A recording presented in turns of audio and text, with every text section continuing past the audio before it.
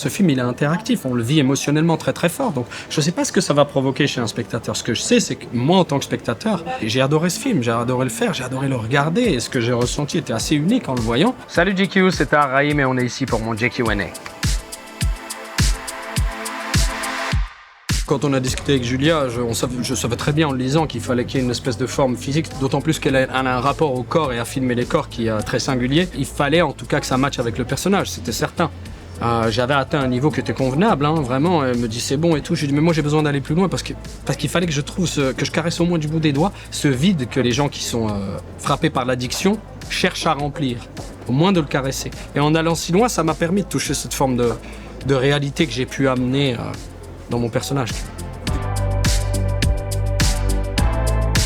Bah tu bouges plus pareil, tu vis plus pareil. T'es faible mais t'es quand même animé par une autre énergie. C'est comme si tout d'un coup il y avait quelque chose de spirituel qui s'installait dans la privation. Tout était à fleur de peau et du coup tu ressens plus les gens. Premier jour, première séquence, première prise, ça a fait clop. C'est pour ça que je l'appelle mon Lego. Et on s'est retrouvés sur une espèce d'autoroute où on s'est mis à nu émotionnellement, avec pudeur et abandon et pure confiance. Je pense que c'est un des films majeurs pour moi en tant qu'acteur, mais pour moi en tant que spectateur aussi, parce que je trouve que ce film a quelque chose que je n'ai jamais vu et ressenti ailleurs. Il y a quelque chose d'interactif, tu vois, où tout d'un coup les images te frappent, elles te font ressentir quelque chose très fort, et ensuite au moment où tu commences à redescendre et te poser la question sur ce que tu as vu, tu te reprends une image en pleine tête qui te remet dans une autre forme d'émotion. Tout du long du film, c'est comme ça, donc quand j'en sors, ça reste avec moi pendant des jours et j'y réfléchis. Le cinéma, qu'est-ce que c'est que d'autre que de ressentir des émotions et de pouvoir les vivre?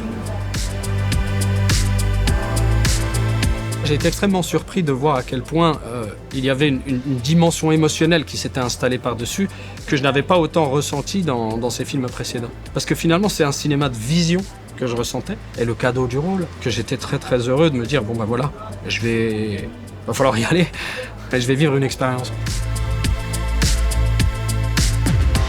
Ce qui est beau, c'est que dès les premiers instants, cette espèce de relation frère-sœur s'est installée. Et quand ça s'installe comme ça sert à rien de le discuter. C'est là, il faut l'embrasser. Et elle a cette intelligence de jeu et de relationnel qui fait que, on y est allé et ça a marché tout de suite. On s'est trouvés fraternellement à un endroit.